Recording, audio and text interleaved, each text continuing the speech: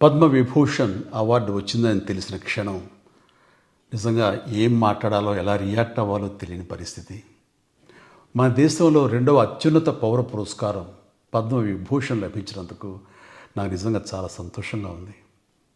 ఒక తల్లి కడుపున పుట్టకపోయినా నన్ను తమ సొంత మనిషిగా, మీ అన్నయ్యగా, మీ బిడ్డగా భావించే కోట్లాది మంది ప్రజల ఆశీస్సులు, నా సినీ కుటుంబం యొక్క అండదండలు, అలాగే నీడల నాతో ప్రతి నిమిషం నడిచే లక్షలాది మంది అభిమానుల ప్రేమ, ఆదరణ కారణంగానే నేను ఈ రోజున ఈ స్థితిలో ఉన్నా. అందుకే నాకు దక్కినటువంటి గౌరవం ఇది మీది.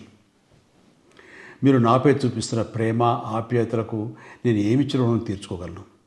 నా 45 ఏళ్ల సినీ ప్రస్థానంలో వెండితెరపై వైవిధ్యమైన పాత్రల ద్వారా వినోదం పంచడానికి నా శక్తి మేరకు నేను ప్రయత్నిస్తూనే ఉన్నా. నిజ జీవితంలో కూడా నా చుట్టూ ఉన్న ఈ సమాజంలో అవసరమైనప్పుడు నాకు చేతనైన సాయం చేస్తూనే ఉన్నా. కానీ మీరు నాపై చూపిస్తున్న కొండంత అభిమానానికి నేను ప్రతిగా ఇస్తున్నది గోరంతే. ఈ నిజం నాకు ప్రతి క్షణం గుర్తుకొస్తూనే ఉంటుంది, నన్ను బాధ్యతగా ముందుకు నడిపిస్తుంటుంది. నన్ను ఈ ప్రతిష్టాత్మకమైనటువంటి పద్మవిభూషణ్ అవార్డుకి ఎంపిక చేసిన భారత ప్రభుత్వానికి, గౌరవ ప్రధాని శ్రీ నరేంద్ర మోడీ గారికి నా హృదయపూర్వక కృతజ్ఞతలు. జై హింద్.